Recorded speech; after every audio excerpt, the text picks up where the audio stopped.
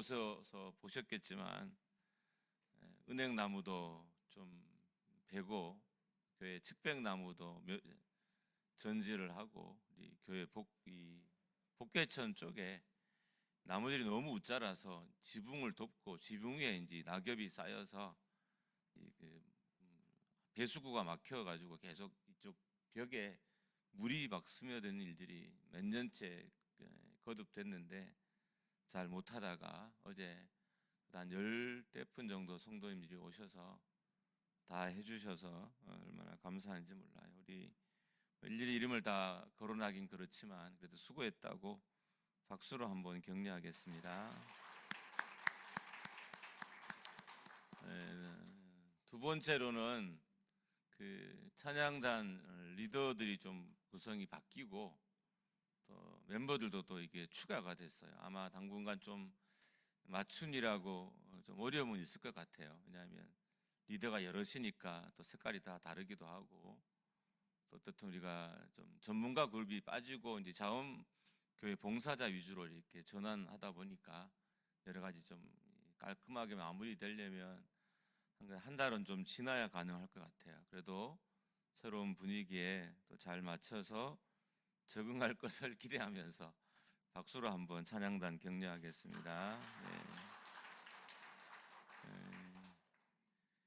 고마운 일이 많은데 제가 그 목양일기에 다 적어놔서 여러분 보시죠. 대부분은. 그래서 지난 주는 어떻든 뭐 주일학교 아이들을 좀 더 가르쳐 보겠다고 뭐 대신대도 아니고 총신대를 입학해서 일주일에 몇 번씩 이렇게 학교를 뭐 오르내리는 결단을 한 자매도 이렇게 있더라고요. 그래서 제가 여기 16년 동안 처음 있는 일이라서 낯설기도 하지만 또 한편으로 뭐 행복하기도 했던 것 같아요. 최근에 이런 결단들이 또 우리 교회 안에 조금씩 곳곳에 이렇게 있더라고요. 그래서 너무 감사해서 세 번째로는 그런 분들을 격려하는 박수로 한번 하겠습니다. 감사합니다. 박수 한 번 더 치려고요. 그래서 네 번째는 자기 자신. 그래도 오후에 벽까지 앉아서 우리 대견하잖아요, 그렇죠? 그래서 자기 자신을 위해서 뭐 남일출 수고해 이런 의미로 자기 자신을 위해서 한번 박수하겠습니다. 네. 이제 말씀을 한가 잠깐 보겠습니다. 24절에 보면 모세가 길을 가다가 숙소에 있을 때에 여호와께서 그를 만나사 그를 죽이려 하신지라. 그러니까 24절 말씀은 되게 난해한 말씀이에요. 왜 하나님이 모세를 죽이려고 했을까라고 했을 때 우리 입장에서 지금의 성도나 지금의 신학자들의 입장에서는 이게 되게 난해한 문제예요. 그런데 좀 입장을 바꿔서 베드로와 십보라에게는 이게 어려운 문제가 아니었던 것 같아요.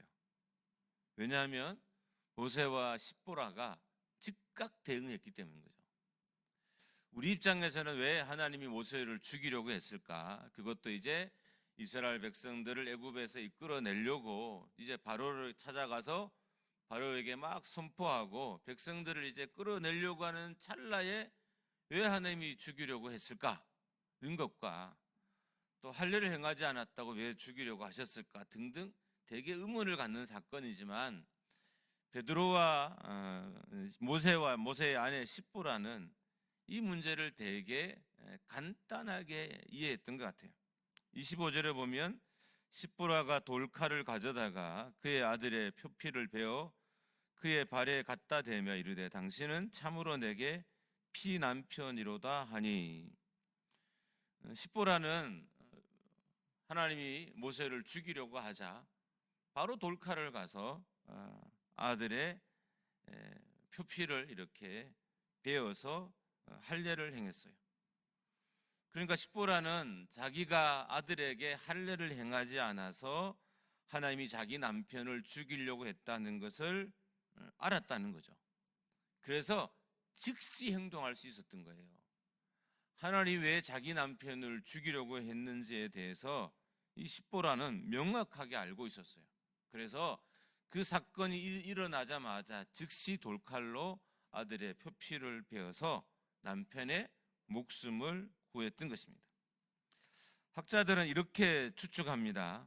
모세가 시내산에서 갔다 오는 여정이 되게 길었잖아요. 그리고 오자마자 바로 이제 애굽으로 떠나야 했어요. 그래서 아마 첫째 아들은 아니고 둘째 아들이지 않을까라고 이렇게 추측해요. 둘째 아들을 할례를 행하지 않은 거죠. 그리고 이렇게 할례를 행하는 것에 대해서 부정적인 생각을 가진 사람이 십보라였을 가능성이 되게 높은 거죠. 왜냐하면 십보라는 이방인 여인이었잖아요. 미디안 여인이었잖아요. 그래서 할례를 행하는 것에 있어서 모세만큼 심각하게 생각하지 않았을 것이고, 모세가 할례를 행하자고 했을 때 이 십보라가 여행이 기니까 우리가 여행을 마치고 합시다라고 뭐 어떻든 제안했을 수도 있어요. 이게 추측인 거예요. 그냥 이렇게 그 사이의 이야기들을 이렇게 간추려 보면 이렇게 추측할 수 있습니다. 그러니까 십보라는 자기 때문에 하나님이 자기 남편을 죽이려고 한다는 것을 알았던 거예요. 그래서 빨리 대응해서 아들의 표피를 베서 남편의 목숨을 구할 수 있었던 것입니다. 만약에 십보라가 이걸 알아차리지 못했다면 모세는 죽었을 거예요. 그리고 또 다른 지도자를 세워서 출애굽을 시켰겠죠. 두 가지 말씀으로 마무리하고 기도하려고 합니다. 첫 번째로는 우리는 문제의 원인을 아는 정도의 신앙은 돼야 돼요. 그러니까 우리 가정에 왜 이런 일이 일어나고 있는지에 대한 원인은 아는 정도. 저로 따지면 왜 내 목회가 이렇게 힘들고 어려울까 일 때 원인은 아는 정도는 돼야 된다는 거예요. 내가 목회를 자꾸 이제 안 좋게 부정적으로 봤을 때 목회를 자꾸 실패하고 교회에 어려움이 자꾸 생기고 하는 것을 최소한 목사인 나 자신은 그 원인을 알아야 된다는 거죠. 이게 제가 생각하기에는 성도의 최소한의 수준인 거죠. 우리 교회에 왜 이런 일이 일어나는지, 우리 가정에 왜 일어나는지, 내 자녀에게 왜 이런 일이 일어나는지를 최소한 아는 정도의 신앙인은 돼야 된다는 거예요. 십보라는 이방 여인이었어요. 그리고 할례에 약간 부정적일 수도 있어요. 그렇지만 최소한 이 여인은 자기 때문에 할례를 행하지 않는 것 때문에 하나님이 남편을 죽이려고 했다는 사실을 명확하게 알았어요. 그래서 신속하게 아들을 할례했던 것입니다. 여러분, 최소한 원인을 아는 정도의 영성은 돼야 돼요. 우리가 신앙생활을 올바로 하려면 최소한 원인은 알아야 돼요. 이런 일이 왜 일어나고 있을까 정도의 원인은 알아야 우리가 거기서 뭐 기도를 하든 어떤 형태를 취해서 벗어날 수 있는 것입니다. 문제는 생각보다 모르는 사람이 많아요. 왜 자기 삶에 그런 반복적인 일이 일어나고 있는지를 모르는 사람이 많고, 두 번째로는 안다고 해도 즉각 순종하지 못하는 사람도 많아요. 자, 원인을 알았어요. 원인을 알았으면 순종해야 정상인 거잖아요. 근데 원인을 알아도 순종하지 못하는 사람이 많다는 거죠. 최악의 경우는 이런 거죠. 원인도 몰라요. 그래서 순종도 못해요. 이게 이제 최악인 거죠. 최선의 경우는 원인도 알고 우리가 순종하는 것이 최선인 거죠. 그러니까 십보라는 어떻든 하나님이 왜 남편을 죽이려고 했는지에 대한 원인도 알았고, 그리고 즉각적인 순종을 해서 남편을 목숨으로부터 구했습니다. 두 번째로 하나님과의 언약, 약속을 지키는 것은 중요합니다. 할례는 하나님의 자녀와 이스라엘 백성들 간의 약속인 거죠. 우리가 항상 보면 원칙이 있고 상황이 있어요. 사람들마다 어떤 사람들은 상황을 강조하는 사람이 있고 어떤 사람은 원칙을 강조하는 사람이 있어요. 그러니까 문제를 해결할 때 보면 어떤 사람들은 항상 상황을 가지고 접근해서 해결하려고 해요. 상황에 대한. 반면에 어떤 사람들은 항상 원론적인 접근을 하려고 하는 사람이 있어요. 그러니까 이 모세와 십보라의 삶에 있어서 할례를 행하는 이 원칙이 무너졌던 거죠. 그래서 상황이 발생했어요. 근데 감사하게도 이 십보라는 원칙을 중요시하는 것이 우선인 줄 알았어요.